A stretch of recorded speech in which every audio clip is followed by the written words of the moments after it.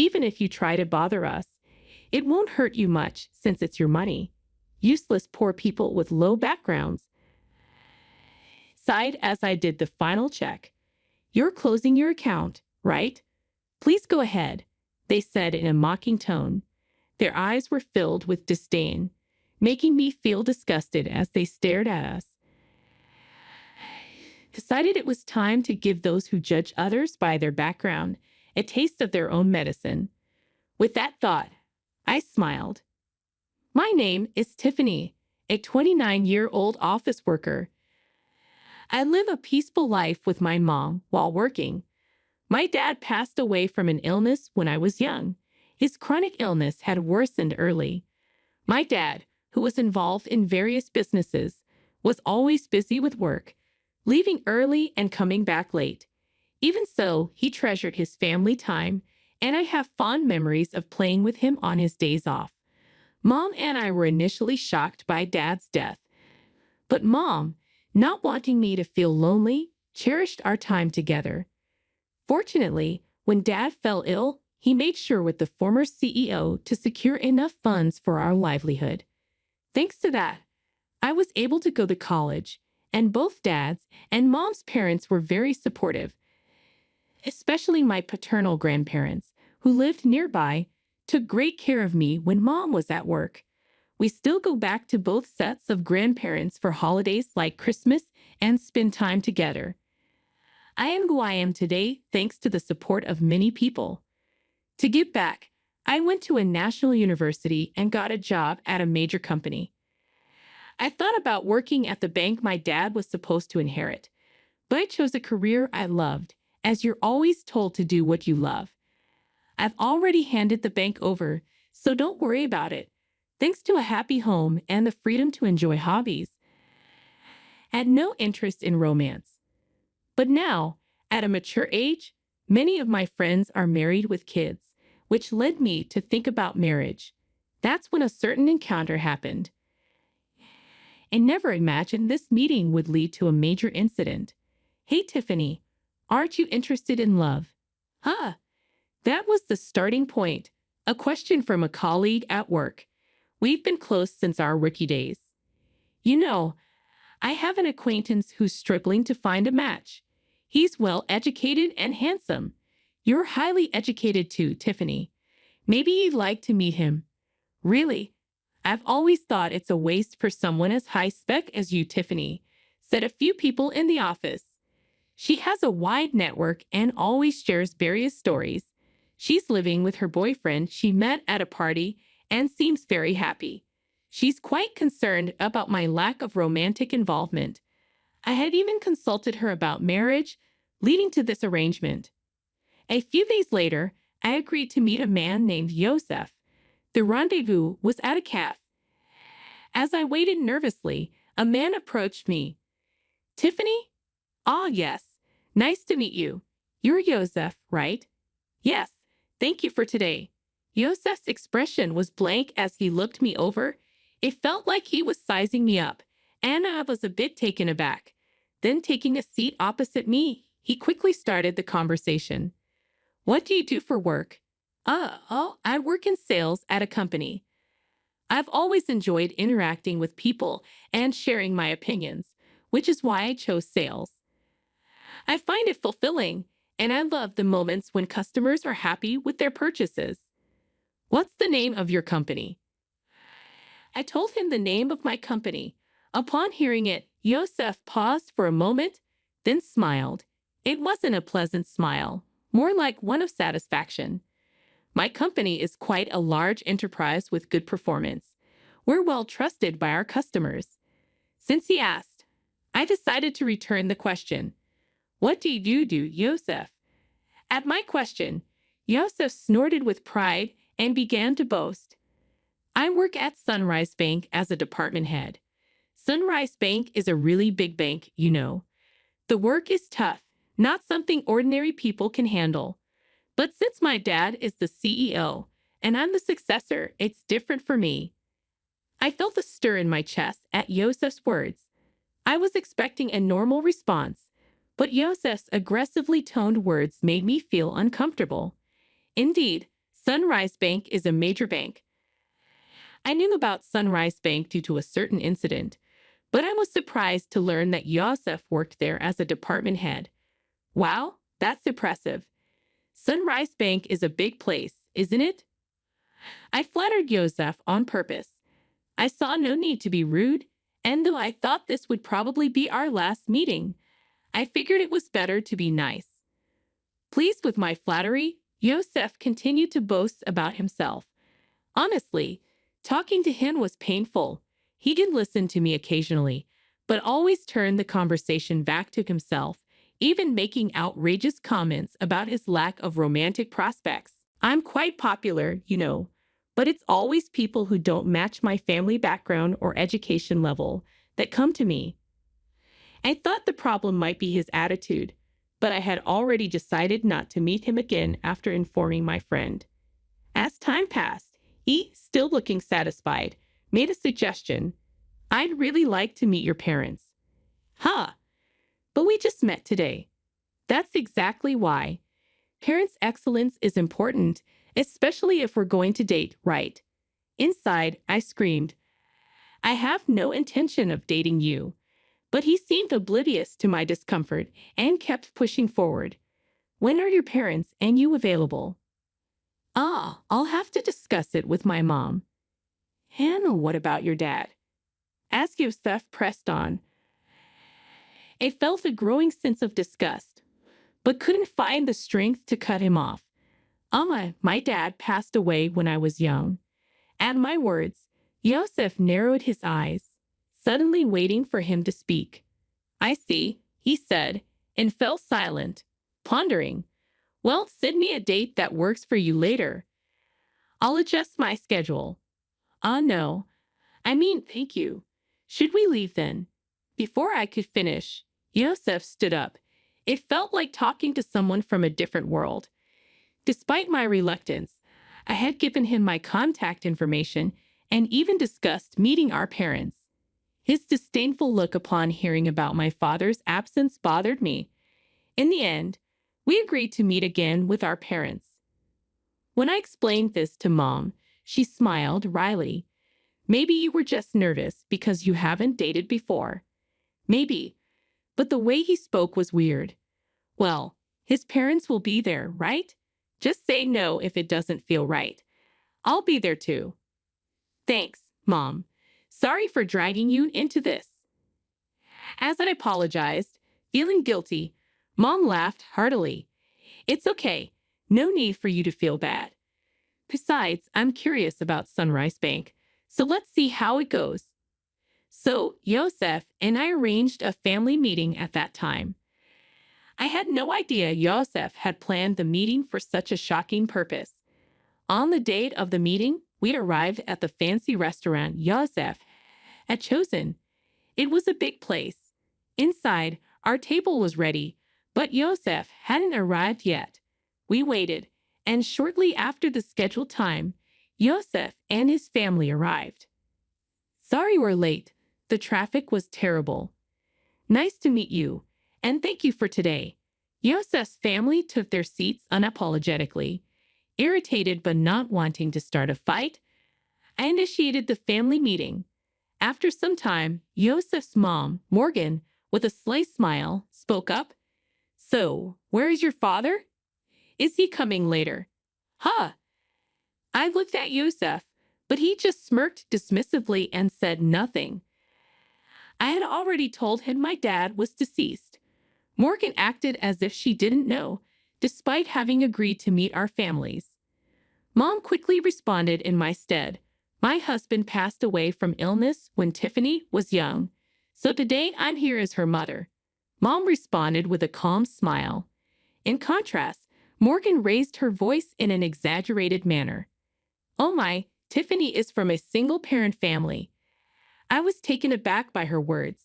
Even after saying my father passed away from illness, her tone clearly carried malice.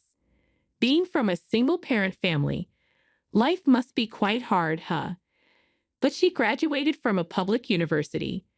That's commendable, right? Really. But still, being from a single-parent family, wouldn't dating her be complicated?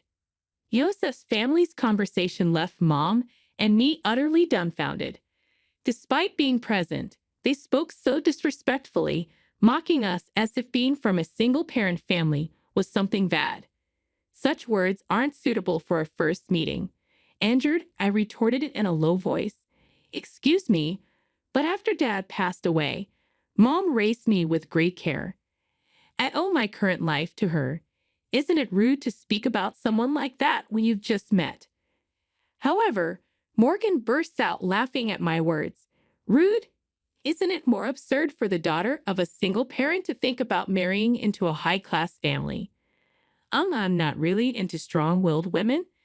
This is pointless. There's no getting through to them. Thinking this, I just stared at them in disbelief. I had high hopes since she works at a major company. Well, you'll eventually carry on Sunrise Bank, so maybe she's not quite at your level. As they hurled more insults, I felt no need to listen anymore. Trembling with anger, Mom glared at them. Did you invite us here today just to look down on us? I've heard from Tiffany about the other day. You're enjoying berating us for being a single-parent family, aren't you?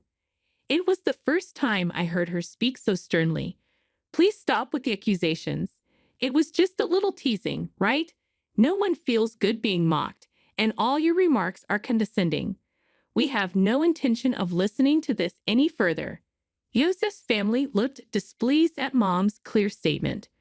Presumptuous for commoners. Commoners, huh?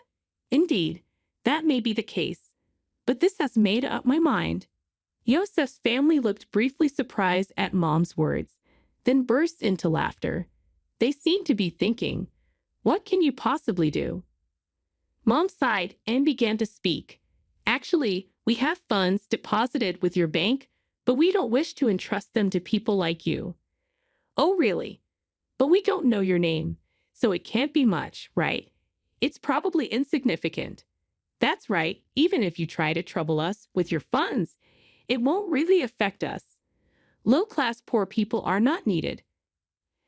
I realized that Eden Mom's last attempt at reconciliation was in vain. They continued to speak disdainfully, unaware. I sighed and made the final confirmation.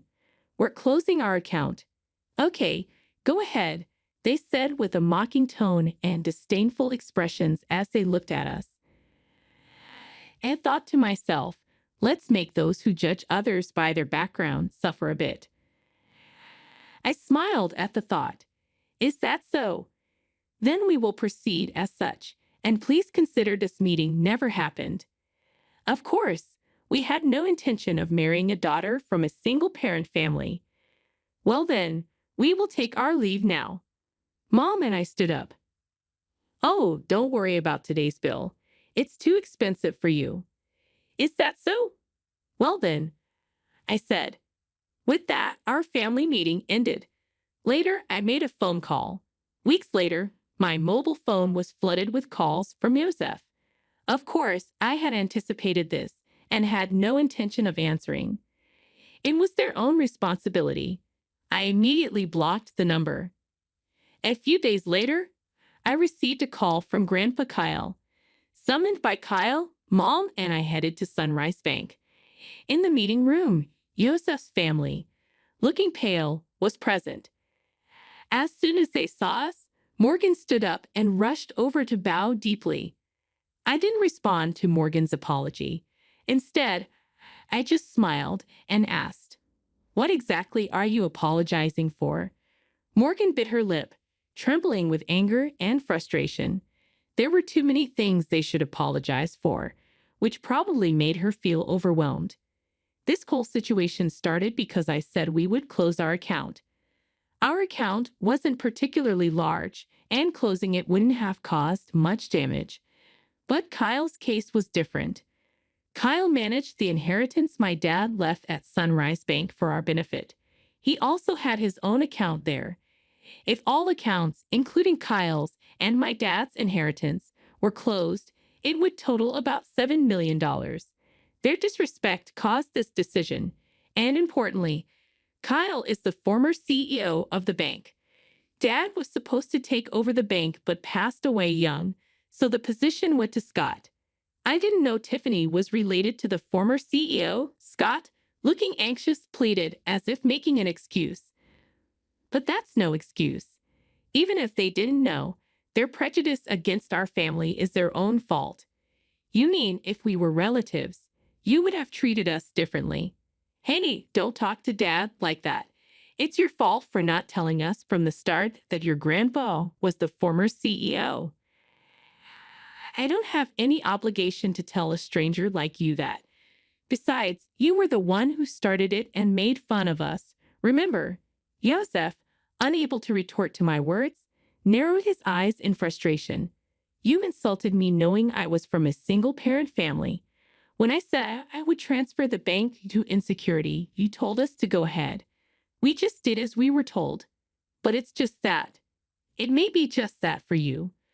But have you ever thought about the feelings of someone whose family has been insulted? Silence fell. Morgan was trembling and looking hopeless, and Scott was hanging his head. But Yosef still seemed unconvinced, his face full of dissatisfaction. Getting all high and mighty just because people talk to you. At that moment, the door to the conference room opened, and Kyle appeared. Seeing Kyle's stern face, Scott and Morgan turned even paler, frozen in place. Only Yosef glared at me. Even after giving you a chance to reflect, you're still only thinking about yourselves. Kyle, the former CEO, said, "It's not my fault. It's her. Watch your words. If you continue, you'll end up even more miserable." Yosef, silenced by Kyle's words, glared at me again. Then, as if resigned, he burst out, "No way. Who would think a single parent's relative was the former CEO? You knew I was the future CEO and came to the family meeting just to mock us." Yosef, be quiet. Kyle glared sternly at Yosef, who was breathing heavily. Future CEO, huh? Kyle then turned his gaze to Scott. Scott shrank even more under Kyle's gaze. I understand wanting to leave the bank to your son, but now that I know his mindset, it's impossible for him to continue as CEO. That's ridiculous. Over something like this. Scott started to retort but sat down again under Kyle's gaze. You still don't understand that your attitude is the problem. Though I'm retired, the board will decide. If you have something to say it to them. Remember, we recorded the previous conversation and this one. Don't forget that the voice recorder will serve as evidence. I took out a voice recorder in front of the three and pressed play. The recorder started playing back our conversation from the other day. How dare you prepare something like that? It's unfair. It was just a precaution. But remember, you forced me into this situation. Yosef had nothing to say in return, and their faces turned pale. Thank you, we'll handle it from here, they said. So Mom and I left. Ultimately, Kyle didn't transfer the funds, at least not officially. Scott was removed from his CEO position, and Yosef was demoted. Seemingly unable to handle the blow to his pride, Yosef resigned voluntarily. Kyle's influence in the financial industry meant Yosef would struggle to find work in the same field again. Whether Scott knew this or not, he seemed determined to work until retirement, but Kyle said it would be tough for him both mentally and physically. Morgan, who used to wield power as the CEO's wife, apparently started part-time work to maintain her lifestyle, but her character likely made it hard for her to keep a job. I'm really sorry. It's okay. You didn't know, right? I only shared what happened with the friend who introduced me to Yosef. She just heard about him through someone else and wasn't at fault. Mom was initially concerned about being a single parent, but I'm happy now and can live thanks to the support I've received. When I told her that, she smiled and said thank you. After everything was taken care of, Kyle told us to come over to his house again sometime.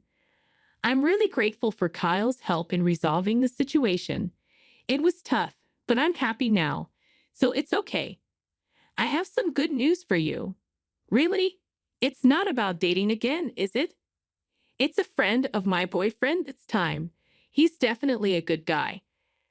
I'm not interested in dating right now, but I'm satisfied with my current life.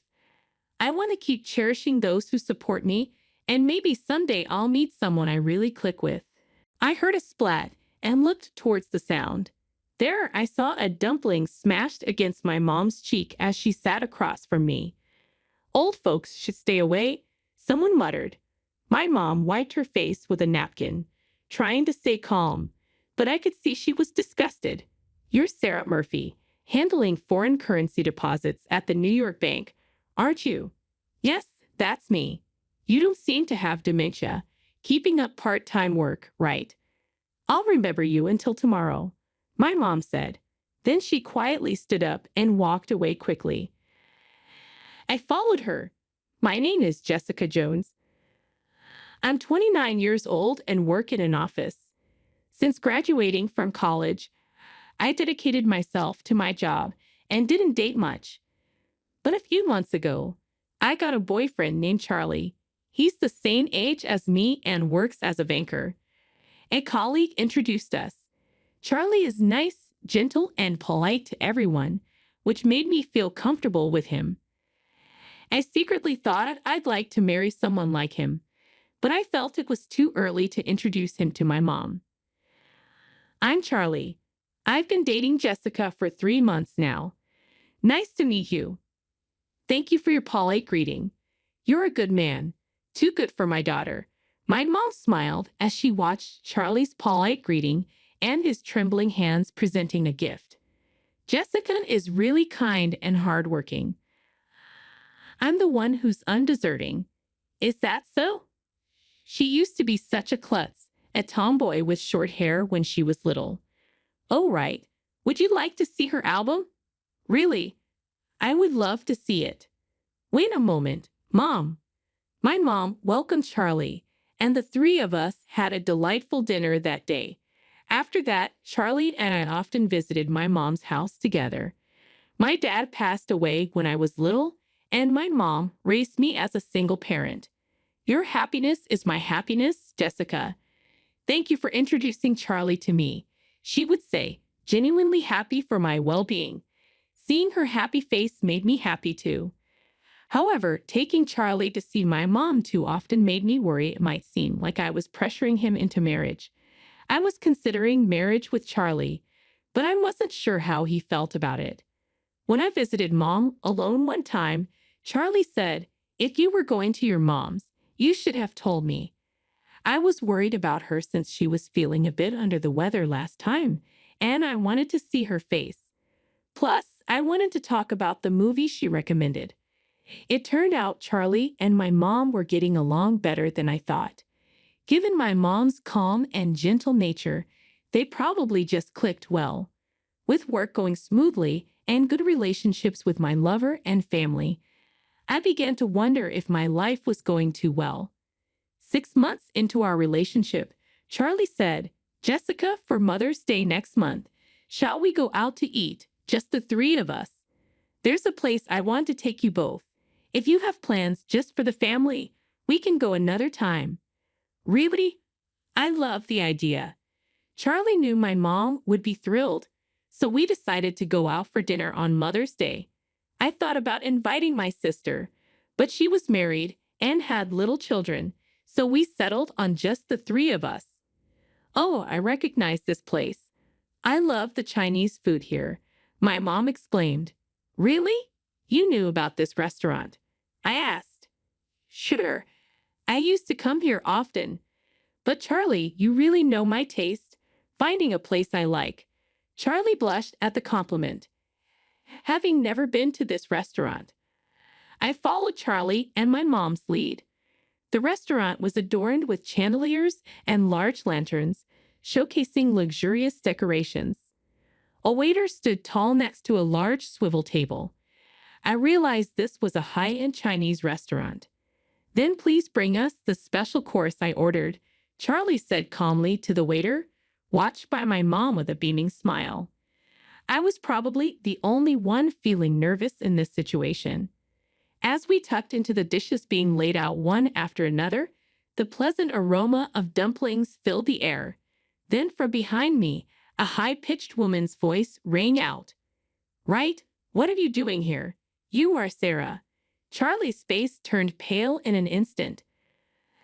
I turned around to see a smirking woman standing with her arms crossed. So you left our bank and had the nerve to come here. You must have settled for a small regional bank. Huh? Can you even afford this? She sneered. Charlie stopped his chopsticks and looked down slightly. That's none of your concern, Sarah. Besides, we are in the middle of a precious dinner, so please stop. His voice trembled slightly. My apologies for interrupting your precious dinner, Sarah said, scrutinizing my mom and me with a lingering look. I met her gaze. Excuse me, may I ask who you are? I said. Sarah laughed again. I'm Sarah Murphy, a former supervisor of Charlie at New York Bank. She seemed to take pride in her association with her workplace. Oh, New York Bank, as in the major one. My mom looked at Sarah with surprise, which was understandable since New York Bank is one of the biggest banks. Working there implied a high level of prestige. As we were struck dumb, Sarah let out a derisive laugh. Look at you, amazed just because I work at New York Bank. How low have you fallen to dine with such a poor family? When Sarah said that, Charlie, who usually speaks slowly, spoke louder. How can you say such things to my loved ones? You should take back your words. Sarah continued to snicker even as Charlie grew angry. I tried to calm Charlie down for the moment. It was the first time I heard of Charlie working at New York Bank, but I knew he had changed jobs due to harassment from a superior at his previous bank. He had been pursued by a married woman who was his mentor at the bank where he first worked. When Charlie firmly rejected her advances, she started to blame him for her mistakes and even deliberately lost documents he was responsible for, subjecting him to severe bullying. Eventually, Charlie couldn't endure the harassment and resigned. This is the woman who was Charlie's mentor, I thought. So you're the one who drove Charlie to resign. What are you talking about? I just honestly reported to the boss that Charlie couldn't do his job. Sarah replied, I was merely fulfilling my duties as the mentor for dropouts. Sarah sneered. You were just his new employee mentor, but you were very close to him. I countered. My words made Sarah pause. She realized Charlie had told me everything. Then she blinked and furrowed her brow. Who are you talking to? I'm a different class of person from you people. How are we different in class? I asked. We are entirely different, she said. An elite like me, working in the foreign currency deposit department of a major bank, versus a man who has dropped out of the elite and works hard all his life for little pay, a woman working for some dirty small to medium enterprise, and an old hag who works part-time. And not someone you can casually chat with. Sarah's harsh words made my jaw clench and my teeth grind. She looked at us and laughed heartily. I feel sick sharing a meal in the same place as you. I'll forgive Charlie for old time's sake, but can this low-class family leave now? I was at my breaking point and almost slammed my napkin on the table, but my mom stopped me. We will leave once we finish our meal. Please go back to your seat without minding us. Your food will get cold. Looking at her table, I noticed only one set of dishes laid out. My mom's words implied, eat alone and be miserable. Considering the conversation over, we turned back to our table and picked up our chopsticks again. Then, out of the corner of my eye, I saw a shadow hastily reaching for a plate. You guys are a burden on society. The next moment, I heard a splat. Turning towards the sound, I saw a smashed dumpling sticking to my mom's cheek. Old hags and poor folks should stay away. Hey, how terrible. How could you do that? I yelled. Are you okay, Mom? I'm so sorry. Charlie was about to call the restaurant staff when my mom stopped him. It's not right to throw food, especially something so hot. While she wiped her face with a napkin, trying to remain calm, Her expression was full of disgust. Sarah laughed loudly at this sight. Let's just leave. This meal is ruined anyway. You're Sarah Murphy from New York Bank, handling foreign currency deposits, right? That's correct. It seems you don't have to worry about dementia yet. Keep up the part-time work. Sure, I will remember you well until tomorrow. After saying that, my mom silently stood up and walked away briskly, her cheek red. We decided to stop by a doctor for treatment on our way home. Charlie apologized many times for the day's events, but my mom, with a smile, said, "It's not your fault, Charlie. No need to apologize anymore," and she forgave him generously. I was curious about my mom's words, but their meaning became clear the next day. While I was at work taking my lunch break, I received a call from Charlie. He usually didn't call during the day. Thinking something must have happened, I quickly answered, and Charlie's voice was trembling. "Who the hell is your mom? What are you talking about?" I asked. "I received a strange call this morning. The content was bizarre, but it seems my seniors already know about it." Charlie was panicking.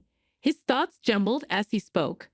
Unable to understand what Charlie was trying to say in his panic, I decided to listen to his story after work.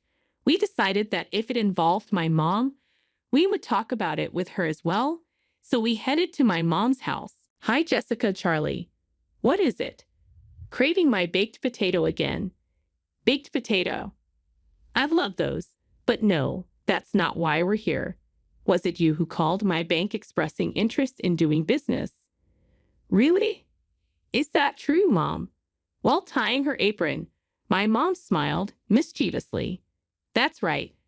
I'd like to do business with your bank from now on, my dear banker." Charlie looked utterly flabbergasted.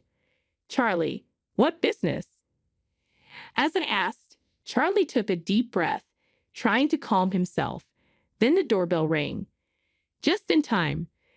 "Come on, you two, join us." "What?" When my mom opened the door, a tall man, followed by a smaller, hunched-over Sarah, stood there. "Why is the president of New York Bank here?" The man, sweating and offering a luxurious gift, appeared to be the president of New York Bank. "We are here because of the sudden account closure." "What has happened?" "I have decided never to do business with your bank again," my mom stated with an unusually sharp tone, uncharacteristic of her usual gentle demeanor. The president was in a panic, his shirt collar soaked with sweat. My eyes met Sarah's, but she quickly turned away. "Please let us know if there is anything we can do. However, we earnestly request you to reconsider the cancellation of the $150 million deposit," the bank president pleaded. "So the phone call I received this morning wasn't a lie," Charlie murmured, eyes widening in realization. "You were the ones who refused, right, Sarah Murphy? You said our classes as people are different, that you feel sick being in the same space as someone lower class like me, right?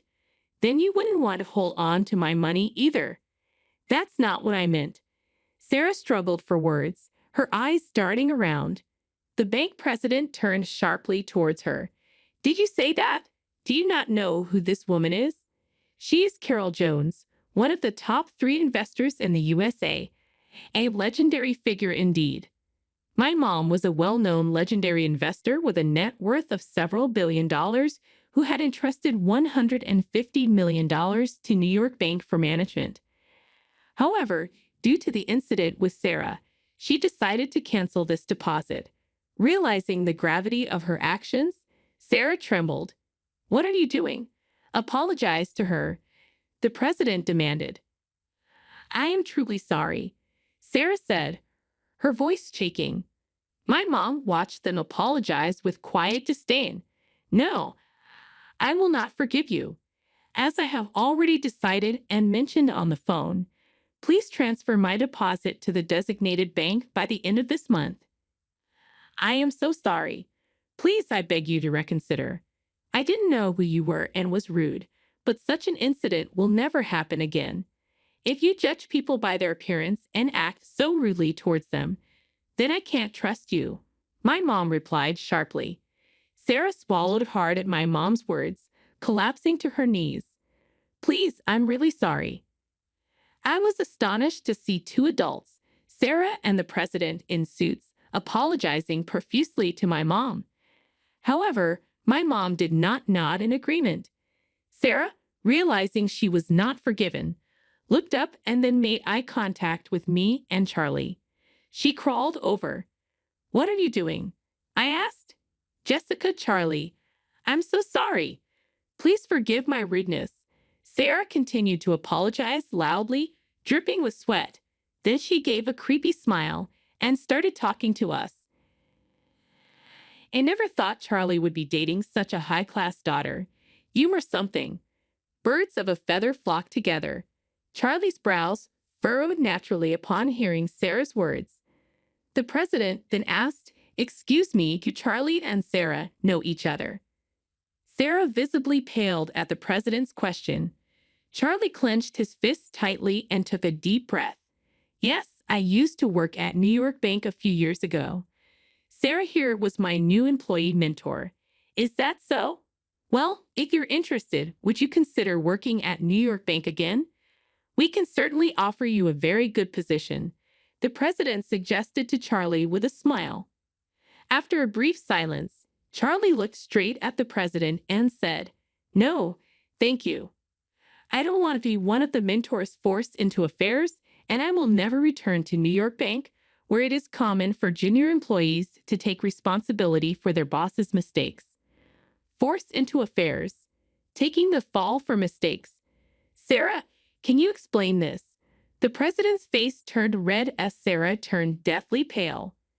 Well, she stammered. Do you realize what would happen to our bank if this comes to light? The president's concern wasn't just about the bank. His anger was different from that of a boss scolding his employee. It was a look of contempt and sadness directed at Sarah. Excuse me if I'm mistaken, but could it be that you, the president, also have something with Sarah? I asked. The president looked down quietly, and then drops of water, different from sweat, fell to the floor. You said I was the one you were meant to be with. We are both married, but it was just that we met too late. Could it really be? I was speechless at the shocking turn of events. While we were taken aback, the president confronted Sarah, who had been having affairs at work despite being married. Moreover, she was using these affairs not just as flings, but to continue her relationship with her boss to advance her career. Sarah just hung her head in shame. The president was devastated by the shock of learning the truth. I felt a rush of anger. You sure looked down on us, didn't you? Well, I have a prestigious education and landed a job at New York Bank, and you think engaging in such despicable acts makes you elite? I just wanted to climb the career ladder, Sarah mumbled. Sarah's eyes darted around, searching for an excuse. You just admitted that you're incompetent and can't do your job. I said, wow, you judged us solely by our appearance, calling us poor. But no matter how excellent your education or career might be, what you've done is morally bankrupt. Now you will face the consequences. After a moment of silence, my mom chuckled and clapped her hands loudly once. That's the end of that. Don't come to my house anymore and don't contact me unless it's to arrange the payment. Now, if you understand, please leave. The president walked away listlessly, followed by Sarah. After they left through the front door, I watched them go for a while, their aura heavy and gloomy. Afterward, my mom's $150 million deposit was successfully transferred to the bank where Charlie works, and the matter was settled for the time being. Charlie's reputation at the bank improved due to this, and it seems certain he will be promoted in 6 months. On the other hand, according to a former colleague of Charlie's, Sarah was fired after the incident. Her sudden dismissal became a topic of conversation among the bank employees, sparking rumors that something had happened. Then someone well-informed about the affair between the president and Sarah exposed the truth in the bank. Furthermore, the wives of her other married lovers demanded alimony from Sarah. As a result, her affairs were revealed to her husband, leading to her divorce. Sarah was in debt for alimony payments and had lost her family. She confessed her affair with the president to the president's wife herself, saying, "It's not fair that I'm the only one who's unhappy." The wife calmly dealt with the confession and demanded alimony from Sarah. After this backfired and accumulated more debt, no one has seen Sarah since. 3 months have passed since then. This Chinese food is always so delicious, but it would have been nice to make up for Mother's Day after all. Paul, Charlie, and Jessica weren't at fault, but we couldn't finish the meal that time. "Right, this is my way of making it up too," I said. We returned to the high-end Chinese restaurant to make up for that day, the three of us dining together again. We just hoped for more peaceful days like these. By the way, Charlie, even if you and Jessica break up, I have no intention of changing the person in charge of my deposit. I dislike relationships where love isn't judged fairly. Hey, Mom, what are you talking about? We're not held together by convenience. If we break up, it'll be clean and clear, right? Charlie's face turned red, even though he hadn't drunk any alcohol. I vow this. Unless Jessica dislikes me, we won't separate. Right, Charlie, you are passionate just like Jessica's dad when he was young. As I listened to this conversation, I looked in the mirror decorating the restaurant and saw my face had turned the same color as Charlie's, even though I hadn't drunk any alcohol.